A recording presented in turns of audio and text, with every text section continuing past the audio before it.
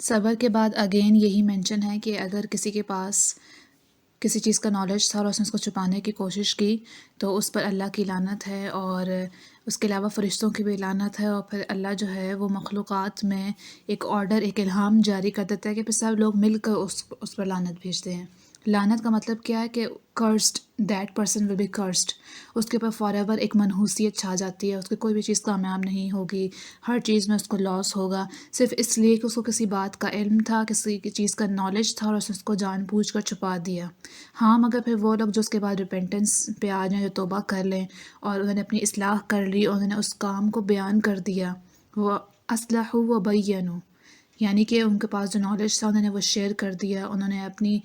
Mistake کو accept کر کے انہوں نے کہا کہ مجھے اس کے بارے میں انفارمیشن تھی، تو اللہ ایسے لوگوں کو پھر معاف کر دے گا، اور پھر اللہ بہت بخشنے والا اور معاف کرنے والا ہے۔ لیکن اگر کوئی انسان اسی نالج کو چھپائے ہوئے اس دنیا سے چلا گیا تو اللہ بھی اور فرشتے بھی اور تمام لوگ سب کے سب اس مرے ہوئے انسان پر لعنت بھیجتے ہیں، اور اس لعنت کا کیا اثر ہوتا ہے کہ ایک تو وہ ہمیشہ عذاب کا شکار رہے گا، اور پھر اس کے پیچھے جو لیگیسی ہے اس میں بھی کوئی اس کو یاد کرنے والا نہیں ہوگا۔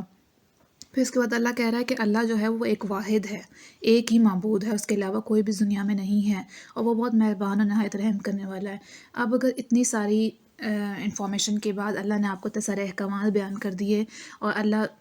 نے آپ کو ساری چیزیں سکھا دیں، اس کے بعد بھی اگر آپ کہیں کہ ہمارے پاس کوئی پیغام پہنچانے والا نہیں آیا یا ہمیں تو معلوم نہیں تھا، تو اللہ کہہ رہا ہے کہ آپ نے آسمان اور زمین کی پیدائش میں، دن اور رات کے بدلنے میں، کشتیوں کے چلنے میں جو دریا میں چلتی ہیں اور لوگوں کو فائدہ پہنچاتی ہیں، آسمان سے پانی کے اترنے میں، بارش ہونے میں جس سے مردہ زمین زندہ ہو جاتی ہے اور نئی کھیتی نکل آتی ہے، اور جانوروں میں اور ہواؤں کے چلنے میں اور بادلوں کے چلنے میں، اور کس طرح زمین و آسمان ایک روٹین کے مطابق چل رہے ہیں اور کوئی بھی چیز یہاں سے وہاں نہیں ہوتی ہے، کیا آپ کو اس میں نشانیاں نظر نہیں آتی ہیں؟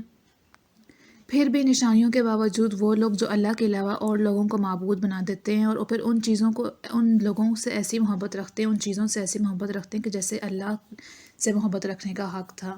چاہے وہ ہمارا کریئر ہے، چاہے وہ ہمارے گولز ہیں، کوئی انسان ہے، کوئی بھی چیز کی جس کی محبت نے ہمیں اتنا غافل کر دیا کہ ہم اللہ سے بھی غافل ہو گئے۔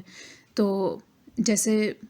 مخلوق کی محبت میں اگر آپ کسی بھی چیز کی محبت میں اللہ کی محبت سے بڑھ جائیں، ہم نے پہلے بھی اس کو ذکر کیا کہ وہ شرک فی المحبہ ہو جائے گا۔ ہم کہتے ہیں کہ ہم شرک نہیں کرتے، ہم ایک اللہ کو مانتے ہیں، تو ہم مسلمان ہیں، ہم کیسے ایک اللہ کو ماننے کا دعویٰ کر سکتے ہیں جب ہم اللہ سے اتنی محبت رکھتے ہی نہیں کہ جتنا اس سے محبت رکھنے کا حق تھا، ہم اس سے محبت میں شرک کر رہے ہیں۔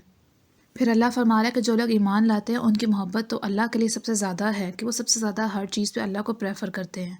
پھر اگر وہ لوگ جنہوں نے اپنی جانوں پر ظلم کیا، یعنی انہوں نے اللہ نے جو احکامات بیان کیے تھے ان پہ بھی عمل نہیں کیا، اللہ کو معبود بھی نہیں بنایا، اس سے محبت بھی نہیں کی جیسے اس کا حق تھا، تو جب وہ اللہ کا عذاب دیکھیں گے ان کو آئیڈیا ہو جائے گا کہ ساری طاقت تو اللہ کی ہی تھی، سب چیز پہ قادر تو اللہ ہی تھا۔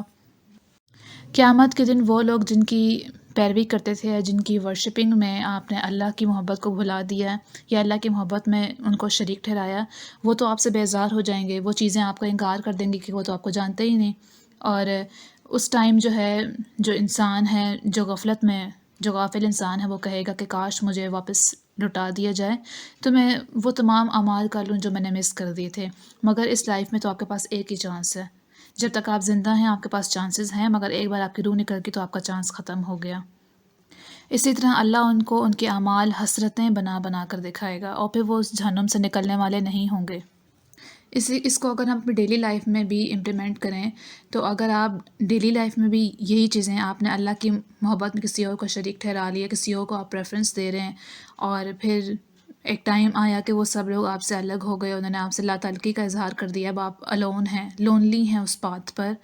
تو اس ٹائم آپ کو حسرتیں ہوں گی، ریگریٹس ہوں گے کہ کاش میں یہ کر لیتا تو یہ نہ ہوتا۔ تو پھر جس کو ہم محاورہ کہتے ہیں کہ اب پچھتائی کیا ہوا جب چڑیاں چگ گئیں کھیت، تو یہ وہی آیت میں بیان ہو رہا ہے کہ اللہ ان کو ان کے اعمال حسرتیں بنا کر دکھائے گا اور پھر وہ اس میں سے نکل نہیں سکیں گے۔